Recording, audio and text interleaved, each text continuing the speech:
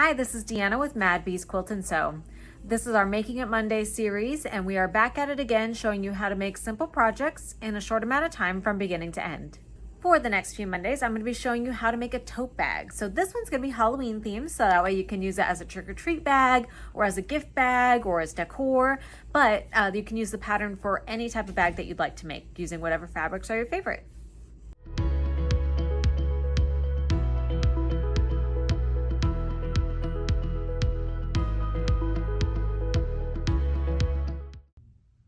All right, let's talk about the items that we're going to need to be able to make our bag. You're going to need fabric for the main body, fabric for the lining of the bag, and then fabric for the cuff and the handles. I'm choosing to use the same fabric for both of those things, but you don't have to by any means. You're also going to need some sort of stabilizer, and what you're going to ask for at the store is a fusible stabilizer. Now, what kind you use is totally up to you. There is one that we like called B-Lux, and it is a very thin stabilizer. So when you iron it to your fabric, it's going to add body, but it's not going to make it super thick or tough. It will still add body though, so that way your bag has more durability. So this is one option, and it's equivalent to a Pellon SF101, and that's what you'll find more commonly at big box stores.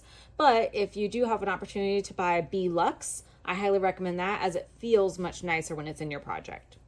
The other option you have is some sort of fusible fleece. You'll notice it's a bit thicker than the SF101 or the B-Lux.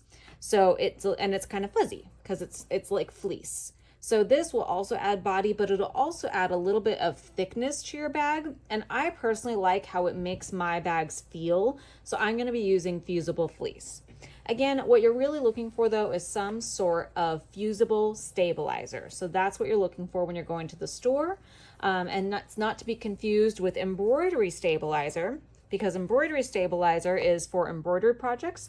You are just looking for a fusible iron-on stabilizer for a sewing project. And if you go to any big box store or a quilting store or sewing store, they should be able to help you out with that. And again, what I'm going to be using is fusible fleece. And of course, don't forget, you're going to need your regular sewing supplies like a seam ripper, thread, scissors, a rotary cutter if you use that, needles, all your basic supplies for sewing a project is what you'll need here. So right now my fabric is very flimsy and just fresh cut off the bowl. So what I'm going to want to do is I'm going to want to prep my fabric. Now, prepping your fabric looks different depending on who you talk to. It is purely a preference thing. There are multiple different ways you can prep your fabric, but I'm going to be showing you my way that I prep my fabric, so that way it doesn't have as much stretch when I'm ironing it or when I'm sewing it, and that way it will be more precise when I am cutting my pieces and sewing them together. Here are the items that you're going to need to prep your fabric. You're going to need an iron and an ironing board, and then some sort of sizing spray. These are two very popular options in our store. We have Best Press and we have Premium Quilting and Crafting Spray by Magic. Either one are perfect options for prepping your fabric, and again, totally a preference thing as far as which one you like to use. But these are the two that we sell. If you're going to go to another store and buy what you would like, then you're going to ask for a sizing spray or a spray to help prep your fabric.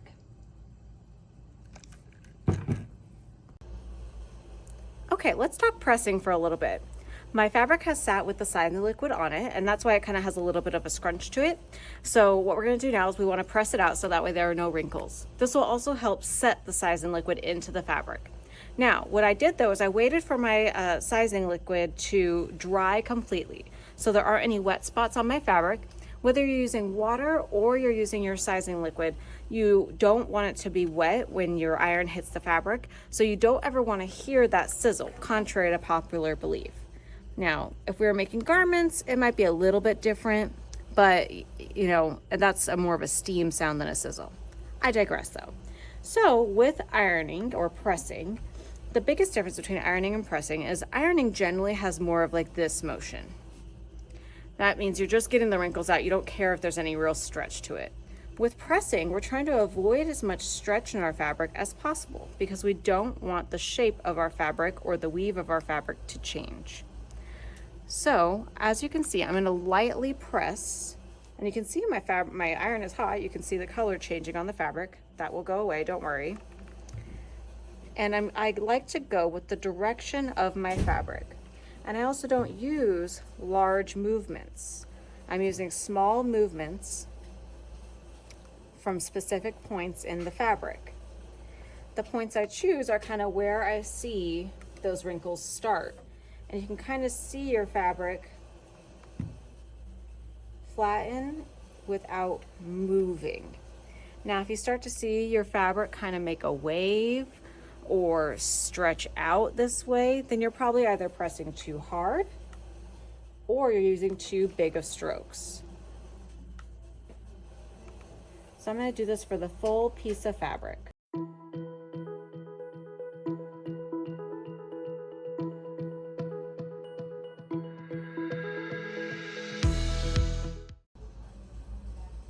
All right, so now we're going to square up our fabric. We've pressed it, it's all nice and flat. All I've done is I folded it in half, and I made sure that my selvage ends are, for the most part, lined up.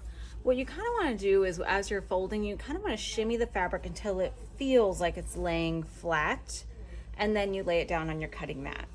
Now, to square up the fabric, what this is going to do is it's going to make sure that all of my lines are cut even from this point forward. So I'm going to start by lining up the fold of the fabric with one of the lines on my mat. So that looks pretty good to me.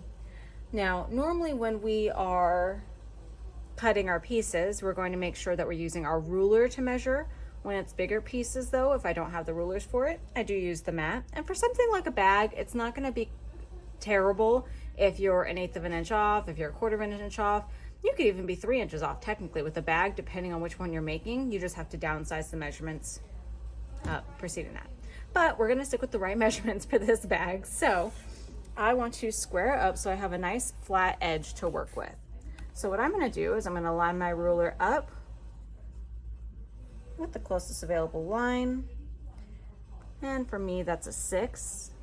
I'm catching off any weird curved bits. Lining at the bottom, make sure it's straight, and then we are going to cut. Now that I have a nice clean edge, my pattern piece calls for an 18 inch by 36 inch piece. So I'm gonna go from here all the way to 18 inches, which will be at the 24 mark since I'm starting at 6.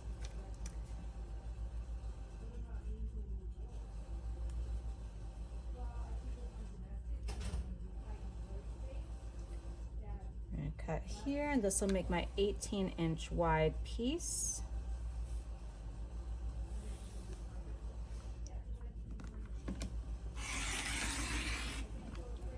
Great.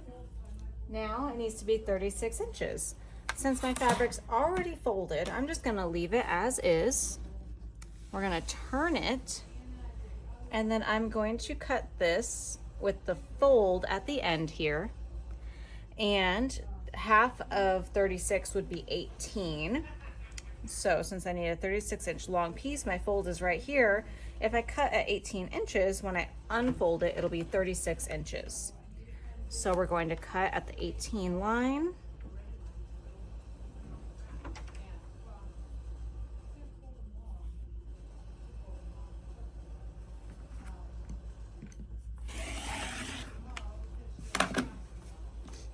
And then voila, I have an 18 by 36 inch piece.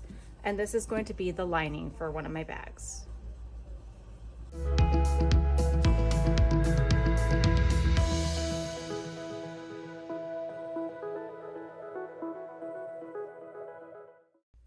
For this bag, we're going to be using directional fabric. Now, the lucky thing with this pattern is that I'm going to end up with square pieces to work with. So I just want to make sure that all my pumpkins are going the right direction. And when I look at my pattern, I need an 18 by 36 inch piece to sew with. And looking at how it's constructed, we're going to end, and this is why I read ahead in my pattern sometimes, because we are going to end up folding this way. And then that's what's going to make the bag that faces this way. So let me do that this other way. So pretending that we had already sewed it, if I were to follow the pattern, my bag will end up looking like this. with all the pumpkins facing sideways. So what we're gonna do instead is we are going to cut these pieces so that way we can sew them together into an 18-inch by 36-inch piece that will go the right direction. So I already have this cut down to about 18 inches. So now what I'm gonna do is I'm gonna cut 2 more 18-inch pieces out of this so I can make 1 long piece. So we'll start here.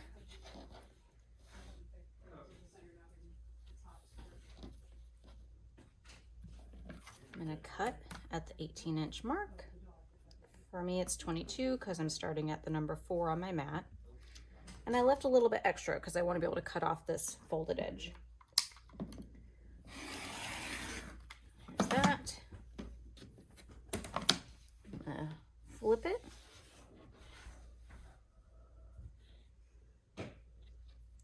Again, cut at the 18-inch mark.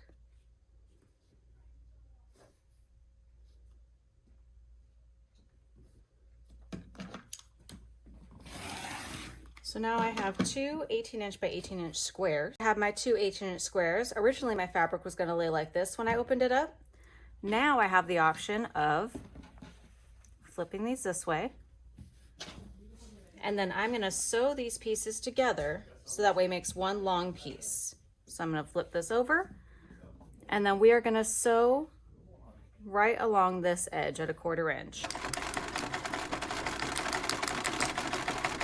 Okay, so now that I have sewn the seam in the middle, my fabric piece is 1 18 by 36-inch piece that the pattern calls for. And I have the outer bag, the cuffs, the handles, and my lining all ready to go. So we'll be able to get started sewing. I'm also going to be showing you how to make the bag with fusible fleece and one without. So that way you can see the difference. So you're going to need 1 18 by 36-inch piece of fusible fleece for the outer bag of one of them. And then I'm also going to show you how to add fusible fleece into the handles of your bags, because it is also something that gives your bag handles a little bit more body and strength. So I find that they last a little bit longer and they are a little bit stronger. Okay, so I have my 18 by 36-inch piece. Now we just need to cut 2 pieces for the handles. Since my handle pieces are 6 inches wide, then I need to cut them at half the size of their current width. So I'm still going to leave them at 18 inches because that's how long they are. And then since they're 6 inches wide, I need to cut these at 3 inches. And again, I'm using the ruler method of cutting that width. So you can see the edge of my ruler is on the edge of that fusible fleece. This fusible fleece is made by Made Exclusives. It is extremely high quality. It's a lot softer than the other fusible fleeces you'll feel out there. It also starts at 60 inches in length. So I have much more to work with from the get-go. So I have my 2 pieces here for the handles, my 18 by 36 for the body, and we are good to go.